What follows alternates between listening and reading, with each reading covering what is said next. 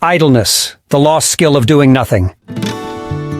Imagine a day without to-do lists, alerts, or expectations.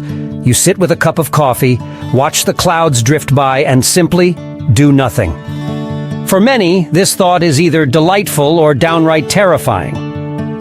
However, embracing idleness, the simple act of letting your mind wander without purpose, has profound benefits that philosophers, scientists, and psychologists are now rediscovering. Why is idleness so rare? In today's world, productivity reigns supreme. We're constantly rushing through endless to-do lists, with our phones buzzing every few minutes. Social media convinces us that everyone else is busy achieving great things, making the pressure to keep up feel relentless. The Italian philosopher Giacomo Leopardi once called idleness the only true luxury, and in an era where being busy is glorified, his words resonate more than ever. Historically, thinkers like Aristotle and Bertrand Russell championed idleness, not as laziness, but as a vital space for creativity and self-reflection. The science behind doing nothing. Science supports what philosophers have long suggested. Downtime offers genuine mental and physical health benefits. When we're idle, our brains engage the default mode network, or DMN.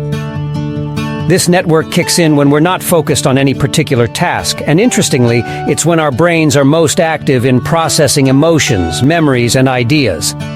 In other words, idle time is essential for creative thought and problem-solving. Studies indicate that giving the brain time to wander leads to increased creativity and reduced stress.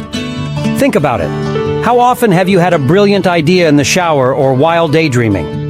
By stepping back, we allow our minds the freedom to explore without pressure or judgment. How to embrace idleness in daily life. Try mindful idleness. Instead of mindlessly scrolling, give yourself permission to do absolutely nothing for a few minutes. Set a timer if needed, and just sit quietly without expectations. Ditch digital distractions. Create little moments throughout the day when you leave your phone behind. It could be a short walk, sitting on a park bench, or simply watching the clouds from your window. Schedule an idle hour. Yes, ironically, you might need to schedule it. Block out an hour each week to do whatever feels most relaxing. No agenda, just free-flowing time.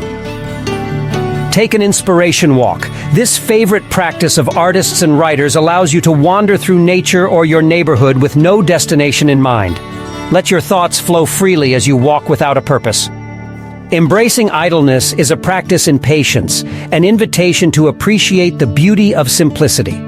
When you let go of the need to be productive, you give yourself the gift of presence and the ability to enjoy the moment fully.